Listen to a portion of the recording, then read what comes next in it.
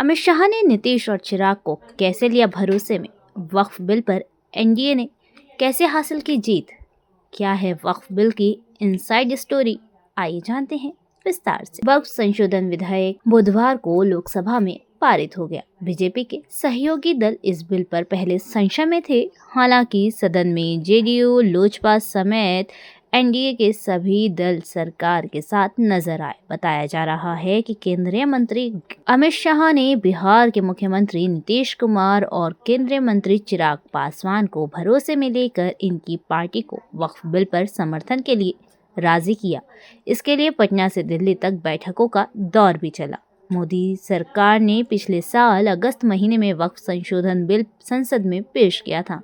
इस बिल पर विपक्षी दलों के साथ ही बीजेपी के सहयोगी चिराग पासवान की पार्टी एलजेपी-आर ने भी आपत्ति जताई थी। नीतीश की जेडीयू ने उस वक्त सदन में भले ही वक्फ बिल का समर्थन किया, लेकिन पार्टी का एक धड़ा इसके खिलाफ था। जेडीयू के कई मुस्लिम नेताओं ने वक्फ बिल के विरोध में खुलकर बयानबाजी की। फिर इस बिल को जेपीसी को भेज दिया गया। जेपीसी ने कई दिनों तक इस पर मंथन किया। जेडीयू, एलजेपी-आर समेत एनडीए के सांसदों ने जो सुझाव दिए, उन 14 संशोधनों को जेपीसी ने मंजूर किया। वहीं विपक्षी दलों के 44 संशोधन को खारिज कर दिया गया। जेडीयू और एलजेपी-आर पर वक्फ बिल का विरोध करने का दबाव लगातार बनाया जा रहा था। पटना में जब इस विधेयक के विरोध में मुस्लिम संगठनों ने प्रदर्शन किया तो नीतीश एवं चिराग पासवान को भी इस धरने में शामिल होने का न्योता दिया गया। मुस्लिम संगठनों ने जेडीयू और एलजेपी-आर की इफ्तार पार्टियों से किनारा करने का ऐलान कर दिया। ऐसे में नीतीश के सामने अपने मुस्लिम जनाधार को बचाने की चुनौती पैदा हो गई। 2 दिन पहले खबर आई कि 2 अप्रैल को वक्फ बिल लोकसभा में पेश किया जाएगा। उस समय नीतीश और चिराग की पार्टियों ने पत्ते नहीं खोले। जेडीयू के लल्लन सिंह ने कहा कि उनकी पार्टी सदन में ही इस बिल पर अपना रुख स्पष्ट करेगी।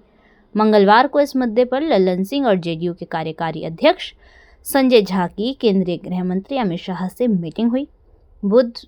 बहुत देर तक चली बैठक में शाह ने सिलसिलेवार जेडीयू के एक संशय को दूर किया। पार्टी को इस बिल पर समर्थन के लिए राजी किया गया। 1 अप्रैल को रात में ही जेडीयू ने व्हिप जारी कर इस बिल पर सरकार का समर्थन करने की घोषणा कर दी। इससे पहले 30 मार्च को जब अमित शाह पटना आए थे, तब भी एनडीए के नेताओं के साथ उनकी बैठक हुई। उसमें सीएम नीतीश कुमार समेत प्रमुख नेता मौजूद रहे। बताया जा रहा है कि उस बैठक में भी शाह ने नीतीश को वक्फ बिल पर भरोसे में लेने की कोशिश की। सूत्रों की माने तो शाह ने नीतीश को बताया कि ये बिल वक्फ बोर्ड में पारदर्शिता लाने के लिए बनाया गया है। इससे धार्मिक मामलों में हस्तक्षेप नहीं होगा। ये भी कहा गया कि इस बिल में पसमानदा और गरीब मुसलमानों के साथ ही मुस्लिम महिलाओं का एनडीए के प्रति झुकाव बढ़ेगा। बिहार में इस साल होने वाले चुनाव से पहले एलजेपी-आर के प्रमुख चिराग पासवान इन मुद्दों पर अलग राह दिखाकर अपने सहयोगियों को चिंतित करते रहे। पिछले दिनों छत पर नमाज पढ़ने पर रोक लगाने, नवरात्र में मांस की दुकानों को बंद करने की मांग बीजेपी के नेता उठाने लगे। चिराग पासवान ने जब इस बारे में सवाल किया तो उन्होंने बीजेपी नेताओं की इस मांग को गलत बता दिया। उन्होंने सभी धर्मों के लोगों को अपने धर्म का पालन करने की स्वतंत्रता का हवाला दिया। 5 सांसदों वाली चिराग पासवान की पार्टी एलजेपी-आर वक्फ बिल पर सरकार के पूर्ण रूप से समर्थन में नहीं थी। बताया जा रहा है हाल के महीनों में अमित शाह ने चिराग से मिलकर उनके संशय को दूर करने की कोशिश की। दिल्ली में दोनों नेताओं के बीच बातचीत हुई। बीजेपी ने आगामी चुनाव में चिराग को सीट शेयरिंग की उचित हिस्सेदारी का भरोसा दिलाया। आखिर में एलजेपी-आर ने भी वक्फ का पुरजोर समर्थन किया। धन्यवाद।